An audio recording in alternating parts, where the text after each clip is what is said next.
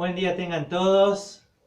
Qué gusto es estar reunidos esta mañana y podemos realmente dar gracias a Dios porque tenemos la posibilidad de cada domingo tener un tiempo con la palabra, donde nos reunimos como familia, donde estamos juntos alrededor de la escritura y tenemos la posibilidad de recibir como iglesia la palabra del Señor. Y bueno, ustedes saben que estamos estudiando nuestra serie de Primera Carta a los Corintios, así que vamos a hacer una mirada, ¿sí? Un poquito ya desde la mitad del capítulo hasta el final, vamos a tratar de abarcar todo el capítulo 1 que nos resta.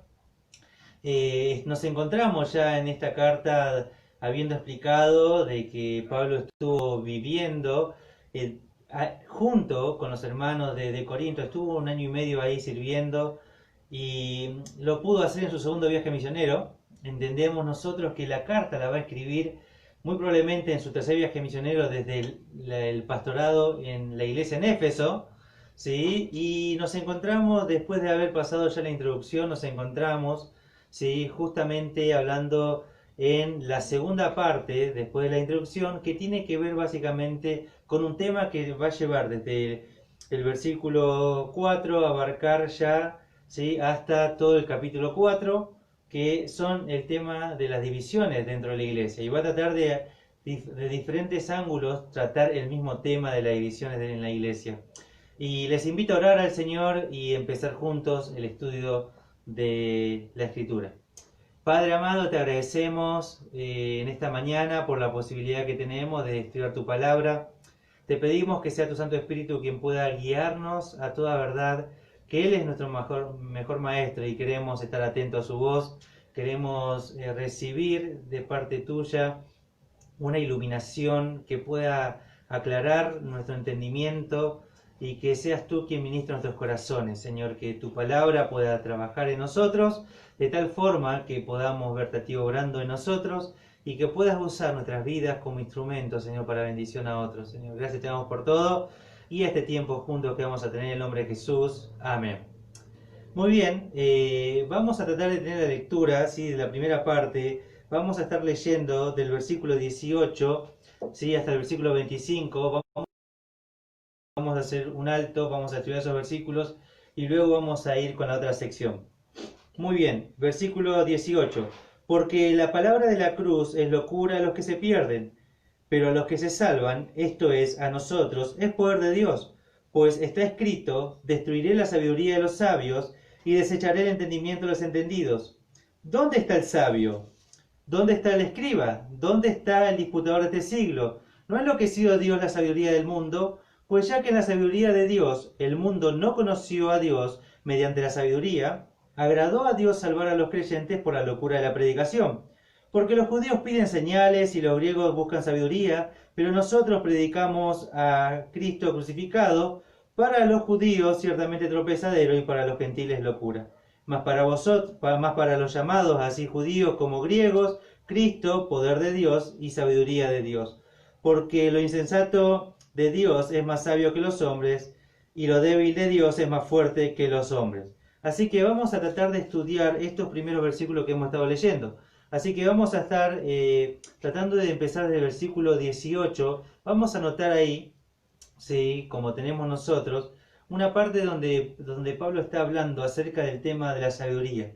Y bueno, vamos a entender y vamos a explicar un poquito cómo es esto de la sabiduría y por qué hace mucho énfasis Pablo acá.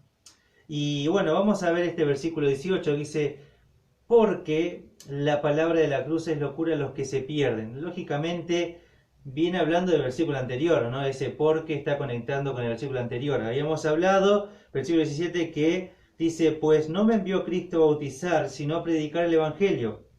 Y no con sabiduría de palabras para que no se haga vana la cruz de Cristo. Y luego dice, porque la palabra de la cruz es locura a los que se pierden. Y ahí es lo que tenemos, justamente, nos va a hablar acá la palabra de la cruz. Está hablando del Evangelio, de la predicación del Evangelio está hablando, justamente, pero haciendo énfasis, justamente, a un Evangelio que no va a estar adornado con un montón de palabras sofisticadas, con un léxico muy alto en su vocabulario, sino que más bien dice acá que todo este evangelio que él estaba predicando iba a estar sometido a un mensaje básico y simple, pero poderoso, que tiene que ver con un mensaje de la cruz. ¿Sí? ¿Por qué vamos a hablar de la cruz y va a ser el énfasis en la cruz? Porque todo el pasaje va a desarrollar esto de la cruz, ¿no? Así que justamente dice acá, es locura a los que se pierden, pero los que se salvan, esto de nosotros es poder de Dios. Así que lo que nos habla este versículo 18, ¿sí? Es que va a ser locura a los que se pierden, ¿sí? O sea, nosotros tenemos que entender que esta palabra que está predicada, ¿sí? Va a caer en oídos de personas que le va a parecer algo muy loco lo que está hablando, ¿sí? Este evangelio al oído de las personas va a generar una reacción de decir, estas personas están muy locas, ¿cómo van a predicar esto? Ahora tenemos que entender un poquito por qué va a hablar de esto de locura, pero sí hay que entender que hay una diferencia, ¿sí? Tanto para el judío, ¿sí? Esto iba a ser una completa locura, porque ellos tenían la esperanza y la expectativa de un Mesías que iba a venir con gloria. Entonces, de pronto, cuando uno mira el Antiguo Testamento y uno podría agrupar todas las profecías mesiánicas en dos grupos, podríamos decir que con total firmeza, que un grupo importante de profecías hablaban acerca de un Mesías que iba a venir humilde, que iba a sufrir, que iba a padecer, que iba a morir. Y otro aspecto de la venida también de Cristo tenía que ver con gloria, con poder, con justicia, y que iba a impartir juicio a las naciones y demás, iba a derramar su ira. Por lo tanto, cuando el judío miraba el Antiguo Testamento, por lo general hacía énfasis en este Mesías. No entendía una diferencia como en dos etapas, ¿sí? Entonces ellos esperaban todo este Mesías, y de pronto cuando veían que este Mesías que decía ser Mesías supuestamente para ellos, lo van a ver crucificado, ¿sí? Cuando uno entiende el Antiguo Testamento y ve que es maldito todo aquel que es colgado en un madero, lo que estaba diciendo justamente que cómo puede ser que el Mesías iba a ser maldito. O sea, no podía concebir todas estas cosas, no había un entendimiento claro de todo esto y a ellos les parecía locura. Pero lógicamente también para todos los griegos, los romanos, escuchar acerca de un hombre que fue crucificado en una cruz, o sea, que sufrió la justicia romana, lo que estaba diciendo es que era justamente un malhechor, un malviviente, alguien que infringió las leyes del César. Por lo tanto, pagó justamente en una cruz. Entonces, ¿cómo este grupo de personas va a hablar de una persona que estaba condenada por el Imperio Romano? Eso es una locura. ¿Cómo iba a ser un rey? ¿Cómo iba a ser un Mesías? ¿Cómo iba a ser alguien, un libertador? ¿Cómo iba a ser todo eso si estaba colgado en un madero, sufriendo ¿sí? Su justo castigo, según, ¿sí? Las leyes romanas? Entonces, para los dos grupos que oían el Evangelio era locura. Ahora, también para el tiempo presente, cuando nosotros predicamos el Evangelio, cuando hablamos el Evangelio de la cruz, cuando estamos predicando la palabra de la cruz, nos encontramos con personas que también les parece locura, ¿sí? No solo por estos hechos que estoy mencionando, sino que también se le agrega algo, que este evento ya ha acontecido en la historia, que este evento del cual estamos predicando, nosotros estamos hablando de que pasó hace como 2000 años atrás, ¿sí? Poco más de 2000 años atrás. Entonces la gente dice, pero ¿cómo sabes que no fue invento de hombre? Que alguno no escribió eso en la Biblia. Entonces, ahora parece locura por otras cosas más también que se agregan y por tantos pensamientos que hay, ¿sí? Que en el transcurso del avance de la historia de la humanidad fueron avanzando en pensamientos y demás. Pero bueno, vamos a ver en qué terminan esos pensamientos. Pablo explica en cuanto a esto, pero lo que está diciendo es que para ellos que se pierden, o sea, que se están perdiendo, dice, no que se pierden como un hecho que ya pasó, sino que Pablo está diciendo, mientras están en vida, se están perdiendo, están yendo en esta vida rumbo a una perdición, se están perdiendo, ¿sí? Y a ellos es locura. Esas personas que son grandes pensadores, que están acá, que ocupan grandes cargos, están viviendo esta vida, les parece locura y se están perdiendo rumbo a una condenación. Y luego dice, pero a los que se salvan, esto es a nosotros, es poder de Dios. Claro, hay una diferencia acá. acá está diciendo que hay un grupo de personas que, dice Pablo, pero a los que se salvan, ¿sí? A los que escuchan este mensaje de la palabra de la cruz, se van a salvar, ¿sí? Porque actúa en ellos justamente el poder de Dios. Y es algo que lleva a cabo la salvación. Y que es un poder de Dios que va a actuar no solo para el momento de la salvación, sino que el poder de Dios está actuando continuamente, ¿sí? Continuamente está actuando en la vida cristiana, ¿sí? Entonces, cuando miramos todo esto, vemos que en el versículo 18 nos da dos grupos de personas. Los que se están perdiendo, o sea, que están yendo a una condenación eterna, y los que se salvan. Entonces, si vos estás escuchando en este momento este estudio, como en reiteradas oportunidades hemos hablado, ¿sí? No hay punto intermedio. O perteneces a un grupo o perteneces al otro. Vos quizás estás pensando que, bueno, ya lo vas a pensar, ya vas a ver qué haces con esto de que te hablaron de Dios, que te predicaron, que te hablaron de Jesús, de este mensaje, del Evangelio. Y vos estás diciendo, bueno, lo voy a pensar, voy a ver qué hago más adelante. Bueno, déjame decirte que eso es una respuesta. Y eso estás rechazando el mensaje de la cruz. Lo estás rechazando y por lo tanto, si vos estás del grupo que decís, voy a pensarlo, voy a ver después, voy a ver qué hago, no estoy muy convencido, tengo que leer la Biblia, tengo que hacer un montón de cosas, tengo que ser buena persona, tengo que cambiar, tengo que abandonar la vieja vida que tengo que hacer esto. Si vos estás, esa es tu respuesta, vos estás dentro del grupo los que se están perdiendo. Y el desafío que la Escritura te está dando y que Dios te da y el mensaje maravilloso del Evangelio te está hablando de que hay una esperanza, que no tenés por qué perderte en una condenación eterna, sino que justamente el Hijo vino para hacer posible tu salvación. El mensaje de la cruz te habla de un Dios completamente amoroso, un Dios completamente soberano, que estaba pagando todo tu pecado, todo tu castigo.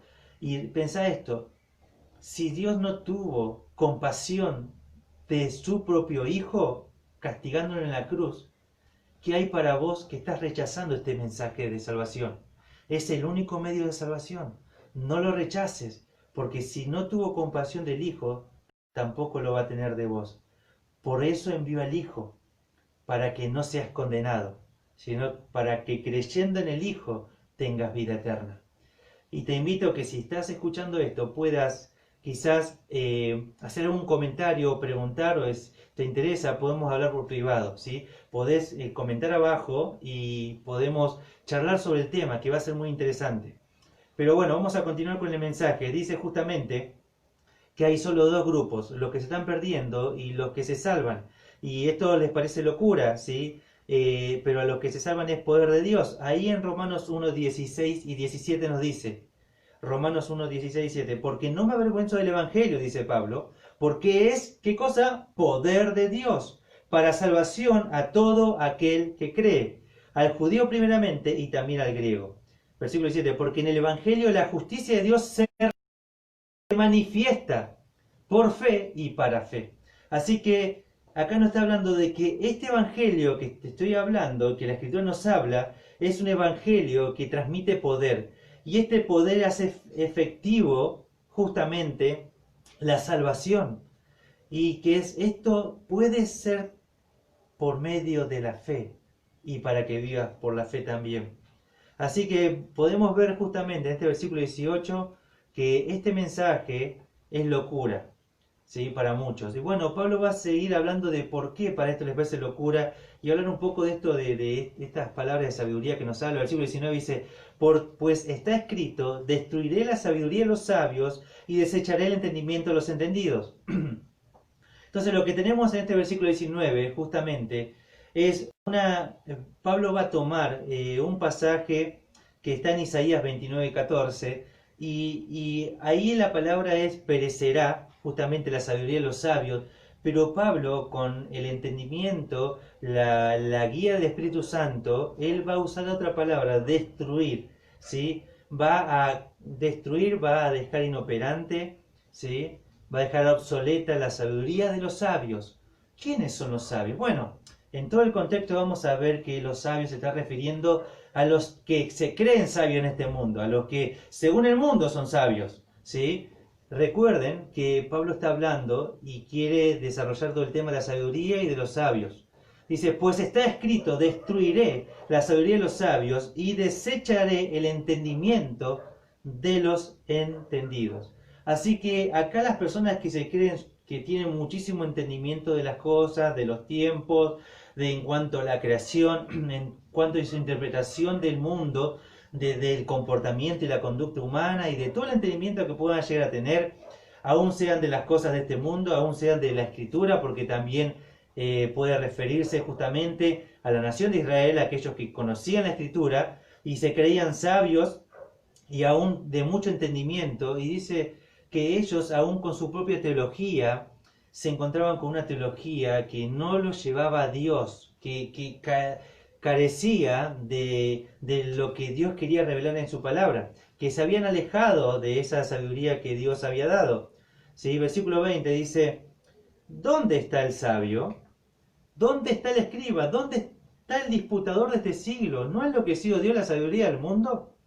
Entonces acá hace preguntas retóricas, pero también un poco como provocativas, porque lo que notamos acá es dónde se encuentran todas estas personas que tienen un montón de sabiduría, que acá se menciona el escriba, hablando, podemos decir el sabio de los pensadores, de los griegos, podemos hablar del escriba de aquellos que pertenecían al pueblo de Israel. ¿Y dónde está el disputador de este siglo? Y luego dice, aquellos que pueden ser los que daban grandes oratorias, ya sean dentro de la sinagoga, porque también se usaba esa palabra para aquellos que daban dentro de la sinagoga, eran como los que disputaban, eran como disputadores, era la palabra que se usa ahí. Dice, ¿no ha enloquecido Dios la sabiduría del mundo? Entonces acá tenemos que dice que Dios enloqueció o trastornó la sabiduría del mundo. Que en el mundo nos vamos a encontrar una sabiduría y acá vamos a ver que esta sabiduría no tiene que ver con Dios. Así que acá vamos entrando un poquito en tema, vamos hablando un poco de esto y vamos viendo que Dios estuvo actuando, intervino, ¿sí?, en la sabiduría de la humanidad. Él intervino, ¿sí? Ahora vamos a ver cómo esto, por qué es que interviene, ¿sí?, Dios, y vamos a ver qué es lo que pasa, por qué Dios toma esta medida de intervenir y tomar esa actitud y esa acción. Versículo 21 dice, pues ya que en la sabiduría de Dios el mundo no conocía a Dios mediante la sabiduría, agradó a Dios salvar a los creyentes por la locura de la predicación. En el versículo 21 tenemos una clarificación bien importante de por qué Dios enloqueció la sabiduría del mundo. Lo que dice el versículo 21 es que tenemos que pensar que desde la creación del mundo existía solo una sabiduría. La sabiduría que venía de Dios y que apuntaba hacia Dios. Entonces, esta sabiduría siempre apuntaba hacia Dios. Pero de pronto, después de la caída de Adán y Eva, nos encontramos con que el hombre intenta, ¿sí?, la humanidad se va a dividir ya en dos grupos, aquellos que van a buscar y querer agradar a Dios y otro grupo que no lo va a hacer. Entonces este grupo que no lo va a hacer va a tomar la sabiduría de las cosas y va a reemplazarla y va a tratar de buscar y crear su propio Dios. Y entonces vemos que a través de toda la historia de la humanidad, el ser humano ha creado sus propios dioses, sus propias religiones, sus propios ídolos, su propio sistema de creencia, su propia teología, y ninguna de ellas estaba apuntando hacia Dios. Aún en Grecia, grandes pensadores que se encontraban ahí, ¿sí?, se encontraban ellos tratando de dar la explicación a la humanidad de cómo tendría que llegar a Dios, cómo tenía que ser el comportamiento, la conducta, cómo tenía que hacer. Y aún todas estas cosas, ¿sí?, lo hacían, pero no con la sabiduría de Dios, sino que ellos eliminaban la sabiduría de Dios, que a la misma creación y todo apuntaba hacia el Creador, hacia Dios, y lo reemplazaron. Entonces, como la propia sabiduría no de Dios no lo buscaron, Él tuvo que intervenir. Y dice justamente, el mundo no conoció a Dios mediante la sabiduría, no pudo conocerlo. ¿sí? Porque se fue creando sus propios dioses, su propio sistema de creencias. Entonces le complació, le agradó a Dios salvar a quienes, a los creyentes, ¿sí? Acá no dice que va a salvar a toda la humanidad, sino que de toda la humanidad solamente va a salvar únicamente a los creyentes, a los que creen en ese mensaje que lo llama Pablo la locura de la predicación. O sea, los que creen esta locura de la predicación van a ser los que se van a salvar. Así que no estamos hablando de que es una predicación loca, sino que es tomada como locura por los que no creen. No es que es una predicación loca, para nada lo es. Podemos sostener esto que estamos hablando, ¿sí? No carece de razón ni de entendimiento lo que estamos planteando, ¿sí? Pero acá nos habla justamente acerca de esto. Y podemos decir, ¿sí? Ahí me encantó una frase que miré en el comentario Mundo Hispano, que dice, en Romanos, la fe se contrapone con la ley. Aquí la fe se contrapone con la sabiduría humana. Entonces vemos justamente un contraste entre, en Romanos, la fe con la ley, y también lo podemos mencionar de Gálatas, pero podemos decir acá que este pasaje está contrastando la fe con la sabiduría humana. Así que me gustó esa frase y quise compartirla con ustedes. Ahora, versículo 22 dice, bueno, porque los judíos piden señales y los griegos buscan sabiduría. Acá sí tenemos dos grupos que Pablo va a tratar de detallar. Dice, un grupo son los judíos. ¿Qué eran los judíos? Los judíos era el grupo, sí, que Dios había escogido de la nación de Israel, que había, de los patriarcas ya venía todo esto, y que Dios iba a tener un trato con ellos especial. Y lo que nosotros notamos es que justamente los profetas que iban a hablar en nombre de Dios solían hacer, sí, para demostrar que ese mensaje venía respaldado por Dios, hacían señales. Por lo tanto, nos encontramos que la nación de Israel en reiteradas veces, en reiteradas oportunidades, va a pedir señal a los profetas de que venían de parte de Dios. Por este motivo, sí, aún lo podemos ver justamente esto en la vida y el ministerio del Señor Jesucristo. Dice Mateo 16, sí, voy a citar Mateo 16, 1 y 4, dice, vinieron los fariseos y los saduceos para tentarle y le pidieron que les mostrase señal del cielo. Versículo 4, la respuesta de Jesús, la generación mala y adúltera demanda señal. Pero señal no les será dada, sino la señal del profeta Jonás. Y dejándolos, se fue. Así que Jesús va a decir que les mostró señal. Le mostró un montón de señales, hizo un montón de milagros y demás. Él hablaba y mostraba señales y por eso le pedían que haga. Ahora, las señales que él hacía no solo lo identificaban como profeta o como enviado de Dios, sino que el conjunto de las señales ponían en evidencia que él no solo era el profeta de Dios, sino que él era el Mesías de Dios.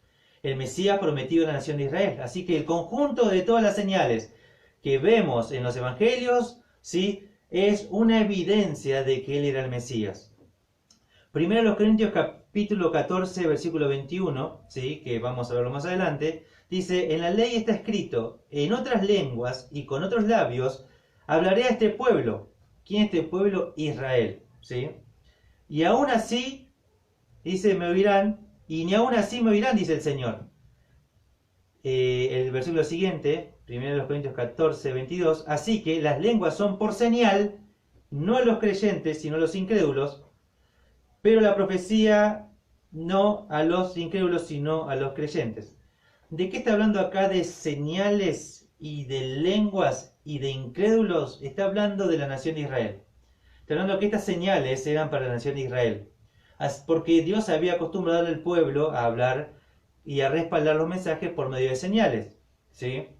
Recuerden que todos los apóstoles predicaban, pero junto con su predicación estaban las señales mesiánicas dadas por los apóstoles.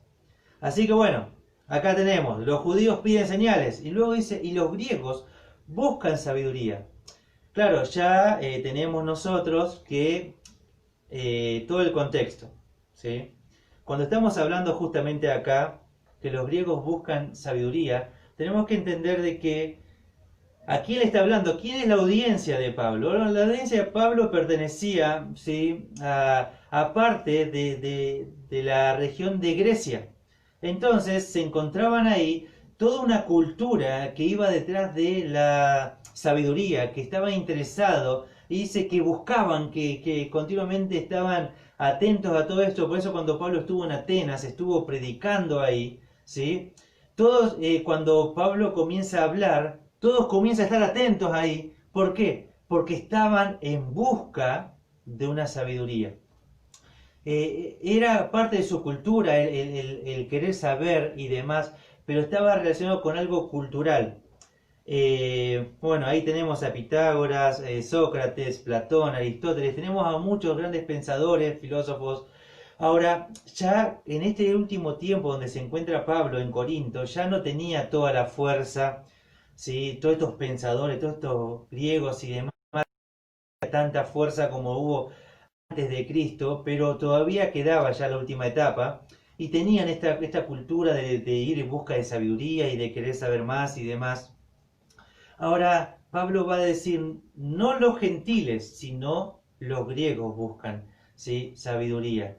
Todos aquellos que eran griegos y quizás algún simpatizante con todo el deseo de filosofías, de las ciencias y demás, detrás de todo esto, pero el resto del mundo no estaba interesado en todo esto. Recuerden ustedes que en ese tiempo el estudiar, el hecho del conocimiento académico no era popular. Había solamente 3 universidades bien conocidas en todo el Imperio Romano. ¿Sí? Imagínense todo el Imperio Romano, todo lo que se encontraba y conformaba, ¿sí?, el Imperio Romano, tenía solo 3 universidades, 3 ciudades universitarias. Ahora, no es que todos tienen el acceso a la posibilidad de estudiar, así que el hecho de buscar sabiduría no era para todos, sino mayormente para los griegos y aquellos que tenían un interés en crecer, aprender y tenían todos los medios económicos para poder hacerlo, porque en ese tiempo no era de ninguna manera como lo es hoy.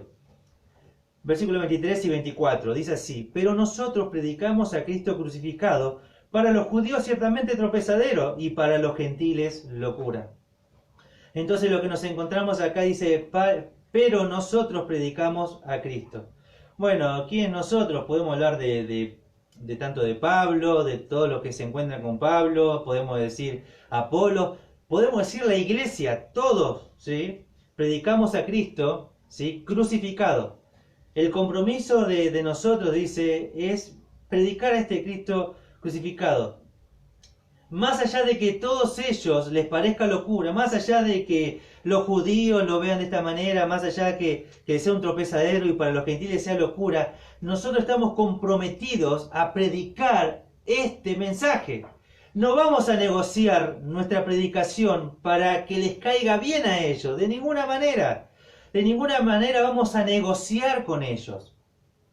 Somos nosotros los encargados de llevar este mensaje tal cual lo recibimos. No lo vamos a acomodar para que no les sea, que no se ofendan, de ninguna manera. De ninguna manera. Dice, nosotros predicamos a Cristo crucificado. Una completa convicción del apóstol Pablo. Dice, aunque para los judíos es ciertamente un tropezadero, el escuchar todo este mensaje de un Mesías que estuvo crucificado en un madero, es un tropezadero. Y es la misma piedra con la que tropiezan, ¿sí? Pedro habla acerca de todo esto, ¿sí?, en su carta, hablando de cómo, ¿sí?, la misma piedra que los mismos edificadores desecharon, vino a ser la principal piedra del ángulo, Jesucristo mismo. Así que nos encontramos con esta realidad. Para ellos, ¿sí?, es un tropezadero la cruz, ¿sí?, y para los gentiles es una completa y absurda locura. Ahora dice, ya no dice los griegos, dice ya abarca todo el resto de la humanidad, los gentiles. Mas para los llamados, así judíos como griegos, ¿sí?, lo que está diciendo acá no importa, ¿sí?, si corresponden a un grupo o en otro, ¿sí?, no importa de qué grupo seas, el mensaje es el mismo. Cristo es poder de Dios y Cristo es sabiduría de Dios. En Él se encuentra todo, ¿sí? Él tiene el poder para hacer todas las cosas y Él tiene toda la sabiduría. De hecho, sí, cuando nosotros miramos la Escritura vemos que un Dios que lo sabe todo, que sabe todas las cosas. Por lo tanto, si necesitaríamos saber de cosas de la creación y demás, tendríamos que acudir a Él, porque Él sabe todas las cosas. Él lo creó, Él mismo fue el diseñador, el inventor. O sea, en Él descansa toda la sabiduría de la conducta del ser humano. Uno puede decir, hablar de psicología, hablar de pedagogía, pero uno tiene que entender de que ellos lo único que hicieron, algunos de ellos, fue descubrir cómo Dios nos diseñó. No fueron inventores, fueron descubridores. ¿Por qué? Porque Dios lo inventó. El inventor fue Dios. El creador, el diseñador, el que ha hecho los cuerpos del ser humano maravilloso, el increíble balance de toda la creación y cómo se sostiene, cómo se autosustenta y demás, es Dios mismo, es Cristo mismo. Así que si nosotros necesitaríamos poder, ¿a quién acudiríamos? A Cristo. Si nosotros buscaríamos sabiduría, ¿a quién buscaríamos? A Cristo, porque si no importa de qué grupo sea, si de judíos, si de griegos, no importa. Él es esto y eso no cambia, no va a cambiar. Completamente maravilloso el mensaje que Pablo quiere dar a esta iglesia que estaba afectada por un montón de influencias que estaban alrededor, ¿sí? De que iban por cosas perecederas, que iban detrás de todas estas cosas, que se podían distraer fácilmente. Pablo les deja con total claridad que en él encontramos todo. Luego vemos justamente versículo 25. Porque lo insensato de Dios es más sabio que los hombres y lo débil de Dios es más fuerte que los hombres.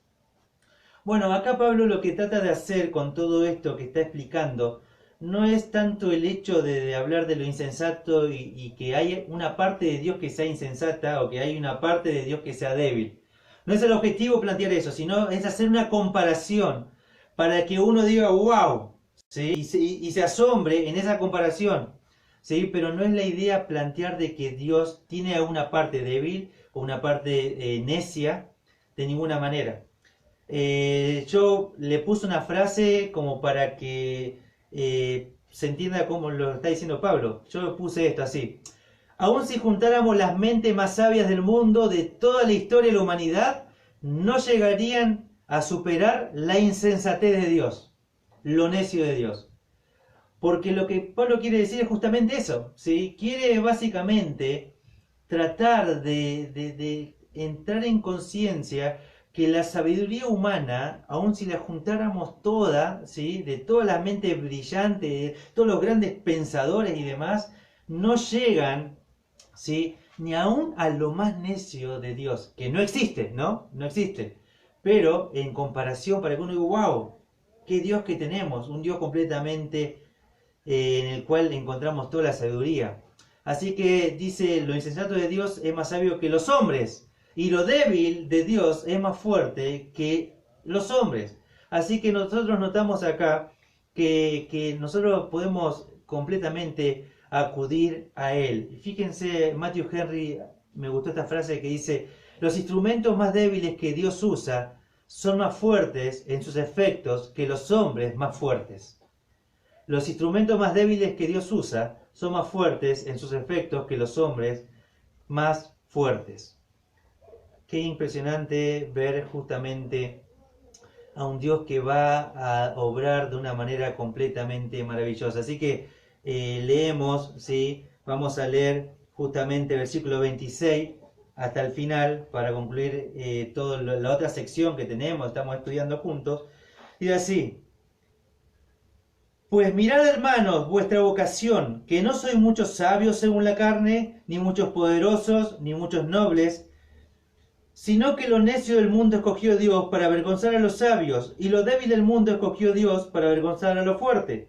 Y lo vil del mundo y lo menospreciado escogió Dios, y lo que no es, para deshacer lo que es, en su presencia. Mas por él estáis vosotros en Cristo Jesús, el cual nos ha hecho por Dios sabiduría, justificación, santificación y redención, para que, como está escrito, el que se gloría, gloríese en el Señor. Y acá estamos en la otra parte del argumento de Pablo en cuanto a esto de la sabiduría. Y ahora Pablo ya deja de mirar hacia afuera, ya Pablo deja de mirar en cuanto a los griegos, a los pensadores, a los que tienen mucha oratoria y toda la sabiduría, todo el entendimiento de afuera. Y Pablo dice, bueno, ahora hagamos una mirada hacia adentro. Pablo va a decir, pues mirad hermanos vuestra vocación, que no sois muchos sabios de la carne, ni muchos poderosos, ni muchos nobles en el versículo 26. Así que Pablo hace una lista acá de sabios, de poderosos y de nobles. Y va a decir, ¿acaso ustedes miren la iglesia? Pónganse a mirar en la reunión y miren todos los hermanos y fíjense si van a encontrar dentro de la congregación muchos de esta lista que yo les voy a dar. ¿Encuentran muchos sabios? ¿Encuentran muchos poderosos? ¿Encuentran muchos nobles? Y la realidad es que no. Y bueno, ¿está hablando de quién? Está hablando de los sabios de este mundo. ¿Sí? De personas que son grandes pensadores, personas que tienen mucho conocimiento de ciencias. Bueno, ¿hay muchos sabios, muchos pensadores así en la iglesia? Bueno, evidentemente no. Bueno, sigamos. Hay muchos poderosos, vemos mucha gente que tiene mucho poder, que puede abarcar mucho, que tiene... Tampoco, no. No que no haya, pero no está lleno de eso. A ver, bueno, sigamos lista. Hay muchos nobles, hay muchas personas que vengan de toda una descendencia, que tienen un poder adquisitivo muy importante, que tienen, sí, todo como un linaje no, yo soy descendiente de, o soy de la familia real, o de tal familia. ¿Hay muchos de eso en la iglesia? No muchos. Y bueno, Pablo está dando un ejemplo y la realidad es que no. Recuerden, la iglesia estaba comenzando ahí. Entonces la iglesia primitiva, toda la expansión del evangelio, estaba comenzando. Pablo se encontraba escribiendo esta carta desde su tercer viaje misionero, ¿sí?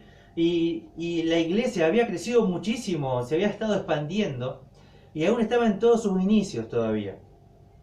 Ahora, la realidad es que no había mucho de eso. Y si miramos en la actualidad y vemos que hay quizás en la actualidad iglesias con personas que tienen mucho de esto que decíamos ahí.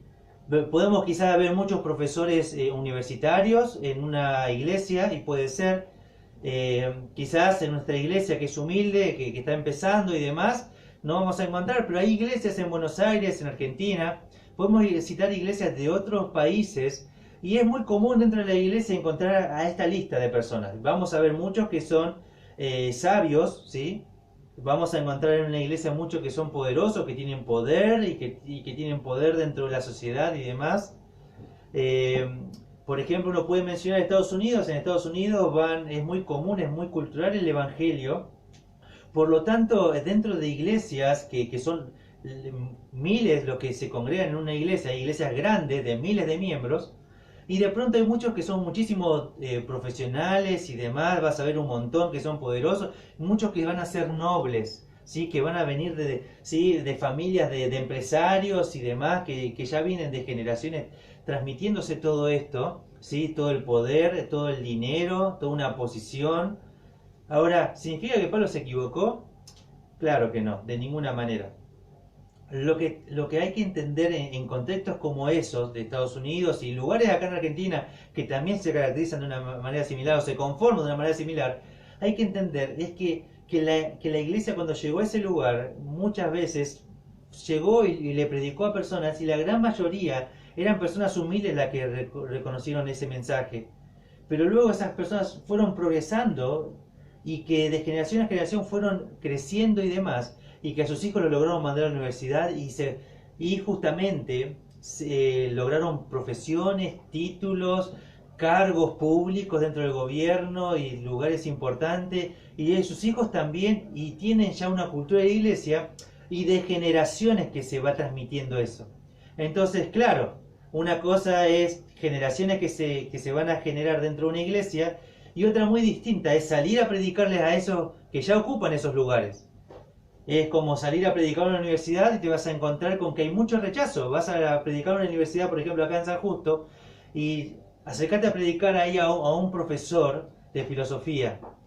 Lo más probable es que va a rechazar y le va a parecer lo que dice Pablo locura. Anda a tratar de tener una cita con quizás con el gobernador o con el intendente y querer predicarle y te va a escuchar y te va a decir, sí, bueno, sí, pero te va a rechazar el mensaje. Anda a predicarle quizás a una persona que viene de familia de empresarios, ¿sí? Y que tiene quizás empresas aún fuera del país y demás, y anda a acercarte a predicarle el evangelio. Lo más probable es que lo va a rechazar. Entonces, el mensaje sigue teniendo hasta el tiempo presente el mismo resultado. La gran mayoría de los que van a escuchar el evangelio hoy, ¿sí? Es como el tiempo pasado, no van a ser muchos los sabios, no van a ser muchos los poderosos, ni mucho el mensaje. ¿Sí? Va a haber un rechazo. Ahora, versículo 27, 28 y 29, dice así: el necio del mundo escogió Dios para avergonzar a los sabios, y lo débil del mundo escogió Dios para avergonzar a lo fuerte, y lo vil del mundo y lo menospreciado escogió Dios, y lo que no es, para deshacer lo que es. Y acá lo que tenemos que ver es que Pablo va a citar, ¿sí? Cuatro grupos que pueden interpretarse en cómo la sociedad y cómo el mundo ve a estas personas que reciben este mensaje. A las personas donde les llega el mensaje del evangelio, ¿sí? De la predicación, las personas que lo reciben, ¿sí? Para la gente por ahí es un necio, ¿sí? Para esa persona es quizás un necio. Eh, yo voy a citar un escrito que me pareció bastante interesante, ¿sí? Eh, y que ahí muestra un poco justamente cuál era la perspectiva de aquellos que se encontraban como sabios poderosos hacia la iglesia. Escuchen un comentario de William Barclay, menciona esto, dice así: allá por el año 178 después de Cristo, Celso escribió uno de los ataques más amargos que se hayan escrito jamás contra el cristianismo. Era precisamente la atracción que ejercía el cristianismo entre la gente sencilla lo que más ridiculizaba. Denunciaba que el punto de vista cristiano era, esto es lo que decía Celso, ¿sí? Y que lo publicaba y hablaba acerca de esto, que la iglesia supuestamente decía: que no se acerque por aquí ninguna persona culta, ni inteligente, ni sensata, porque todo eso es del diablo. Pero si hay algún ignorante, sin sentido, ni cultura, o algún idiota, que venga sin miedo. De los cristianos escribía: los vemos en sus casas, tejedores, zapateros, ¿sí? Y la gente más vulgar y analfabeta. Decía que los cristianos eran enjambre de mosquitos u hormigas saliendo a rastras de su hormiguero, o ranas celebrando un simposio en un pantano, o gusanos en un convertículo de barro. Así que lo que vemos acá, ¿sí? Es un poco cómo se ve de afuera, ¿sí? Todas estas personas que son sabias, que son poderosas, cuando miran la iglesia y ven gente completamente humilde y vemos todo eso, muchas veces la mirada de ellos hacia nosotros es esa que se ve reflejada a través del escrito este que menciona Barclay de Celso, del 178 después de Cristo. Cuando Jesús estuvo en su ministerio terrenal, ¿sí? Lo que nosotros podemos ver es que él predicaba el evangelio del reino. Y la gran mayoría de los que seguía este mensaje, la gran mayoría de los que lo seguía eran justamente y hablaban acerca de esto, ¿sí? Los pobres, los analfabetos, ¿sí? Dicen las prostitutas, los publicanos. Ahora, fíjense lo que menciona eso. Y pocos siguieron ese mensaje en Hechos, y vas a ver que Hechos relata algo, y vas a ver que muy pocos, aún en el misterio de Jesús, vas a ver que muy pocos centuriones, vas a ver que muy pocos, o sea, romanos, vas a ver que muy pocos,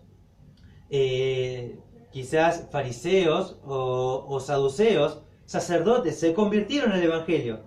Podemos dar citas bíblicas que se convirtieron y que hay ejemplos de todo eso, sí, pero no eran muchos, era una minoría, era un grupo muy pequeño en comparación al resto que escuchaba el Evangelio, ¿sí? Que escuchaba la locura de la predicación o la palabra de la cruz, ¿sí? Así que dice que Dios va a escoger, ¿sí? Justamente lo necio, ¿sí? Lo débil, las personas que vos decís, wow, ¿qué va a lograr esta persona en el mundo? ¿Qué puede llegar a ser una persona que no puede hacer esto? Podríamos decir lo necio, esa persona que no sabe nada, que no tiene mucho entendimiento. Y vas a encontrar grandes predicadores que han impactado muchísimo a su comunidad. Personas que no habían terminado la primaria, que no sabían ni leer y que de pronto se convirtieron y aprendieron a leer con la Biblia. Y que han desarrollado ministerios, que han llegado y han alcanzado a su comunidad, a un montón de personas. Y fue lo necio, y fue alguien que no sabía nada. Y encontramos personas que no darías nada, y que los no daría nada, y te encontrás así.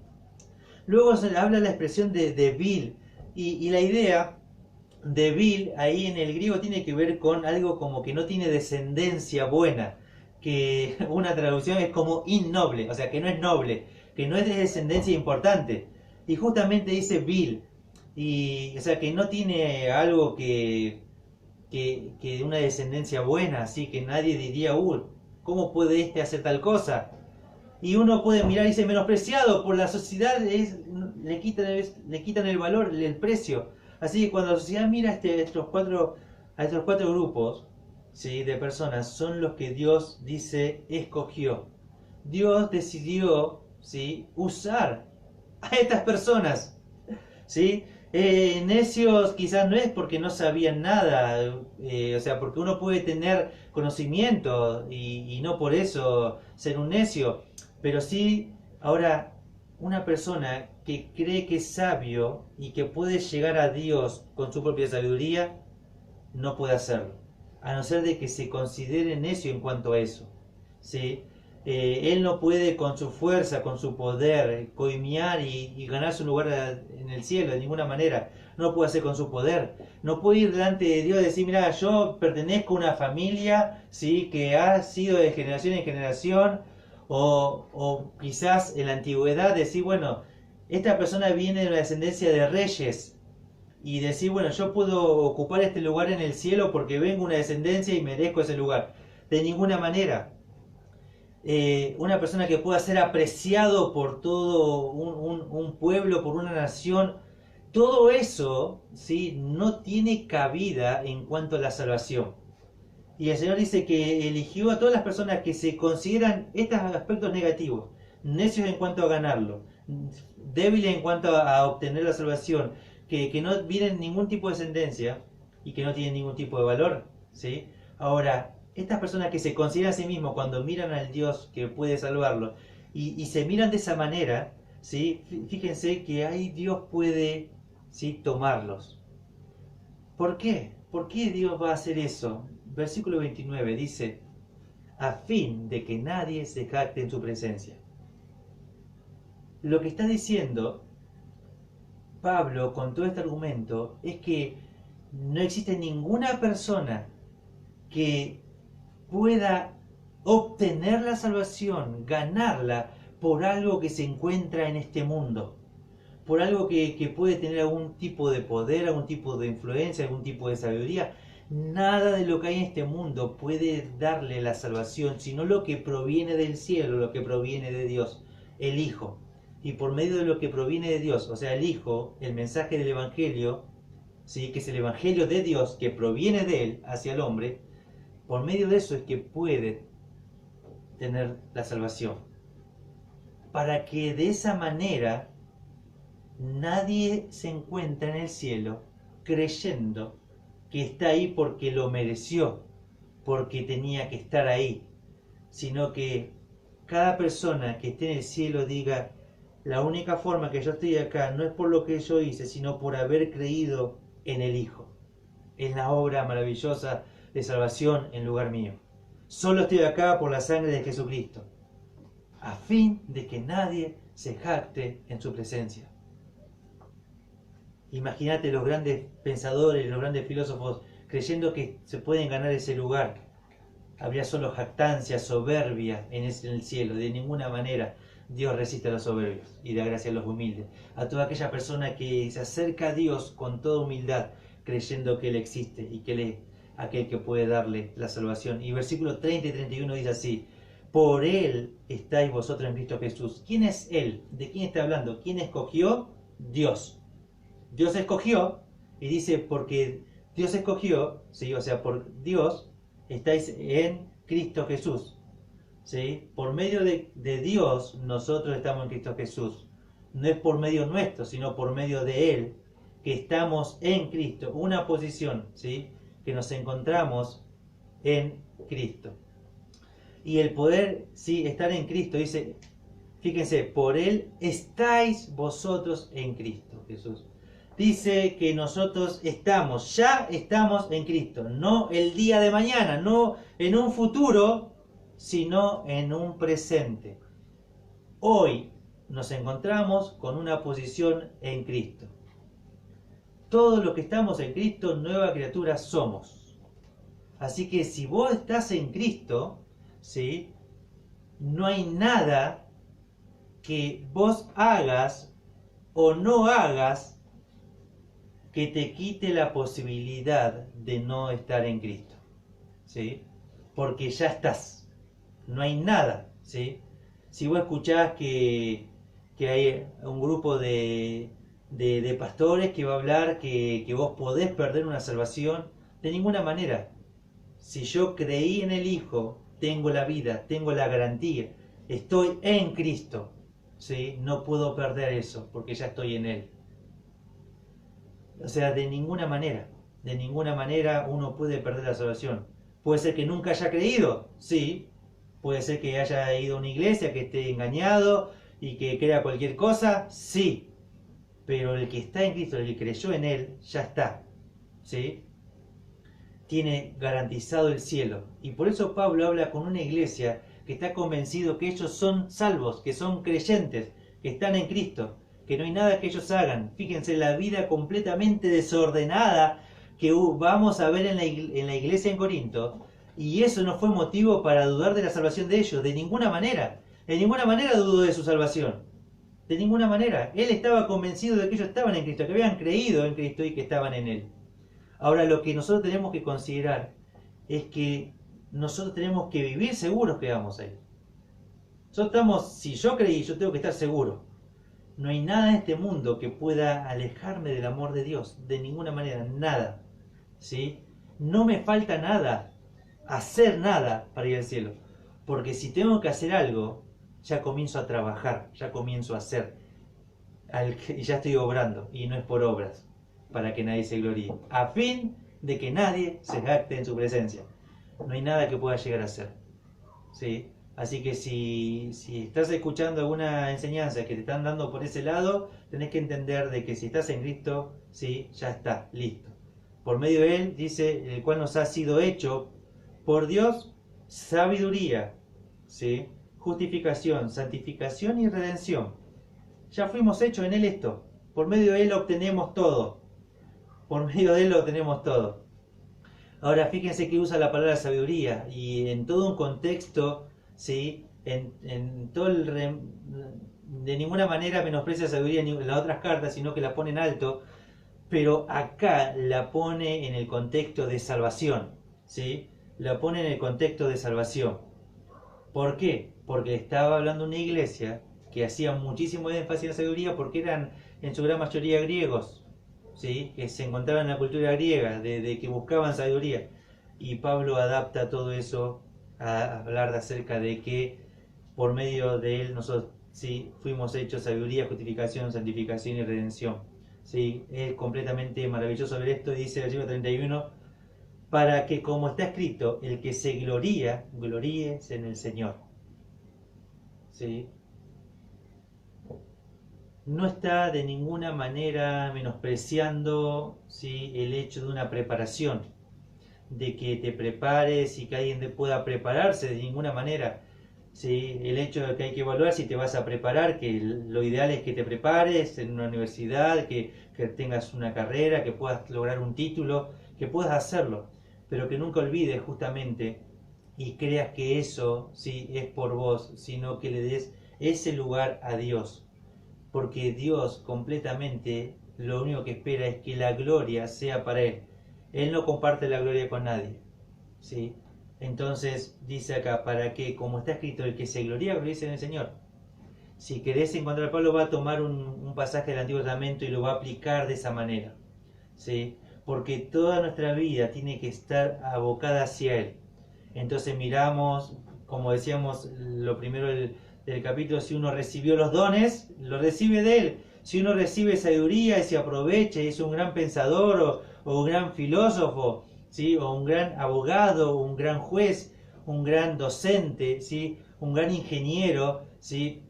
Podemos decir cualquier tipo de profesión, que vos le des el lugar ese al que le corresponde, a Dios, y que pueda ser usado todo eso para Él, para su gloria, porque Él tomó tu vida, ¿sí? De ser necio, de ser, como dice ahí justamente, vil, de ser menospreciado, de ser todas estas cosas, de ser débil, y Dios hizo completamente todo ¿sí? Lo fuerte, lo sabio, ¿sí? Lo valorado, y usa esa expresión que me olvidé de mencionar justamente, que dice, y lo que no es, y más que en algunos manuscritos dice, más que quitan el i, que no estaba en realidad supuestamente, diciendo lo que no es, todas esas cosas que no es, para deshacer lo que es, para hacer algo completamente maravilloso, porque ¿quién lo hace a todo eso? Él, Dios, Dios mismo por medio de Cristo, y es Él en nosotros, y podemos nosotros justamente ser esos grandes instrumentos en la mano de Dios que pueden hacer grandes cosas para Él, ¿sí? Pero toda esa grandeza, todas esas obras maravillosas, toda esa multiplicación quizás de iglesias, de obras, de ministerios, de personas convertidas, de que todo el evangelio puede llegar a crecer en toda una región un montón, por usar quizás una iglesia tan pequeña y demás, que la gloria sea para Él, que todo tu, quizás tu oficio, que toda tu profesión, que toda tu preparación, que toda tu oratoria, que toda tu enseñanza, que todo lo pueda ser para gloria de Dios, ¿sí?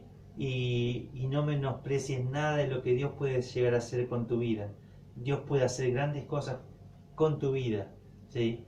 Desde el momento lo ha hecho desde la salvación y tiene mucho por delante todavía para seguir trabajando. Te desafío, ¿sí? Con la palabra, a que puedas mirar tu vida y decir, Señor, yo soy necio, yo soy vil, yo no soy un sabio, yo no soy esto, pero sé que en tu mano puedo hacer grande. Utilízame, obra y haz en mí ese hombre, esa mujer que quieres que sea, para que tu nombre sea glorificado y que conviertas lo que no soy en lo que es, y que por medio de eso deshacas todo lo anterior. Realmente sí, es algo que Dios puede llegar a hacer en tu vida y que puede hacer a través nuestro. Oramos juntos y terminamos el estudio de hoy. Muchas gracias por haberte conectado. Padre, te agradecemos por tu palabra, gracias por estudiar tu palabra y por encontrar en ella realmente enseñanzas que realmente edifican nuestras vidas, que nos bendicen, que nos animan y nos ayudan a enfocar que realmente nada de lo que tenemos y lo que podemos llegar a ser es para gloria nuestra, sino para la gloria tuya. Y te rogamos para que tomes todo lo débil, todo lo necio que hay en nosotros, todo lo menospreciado que hay, para que realmente puedas deshacer lo que es, Señor. Gracias te damos por tu palabra. Bendice a cada persona que está viendo este mensaje en el nombre de Jesús. Amén.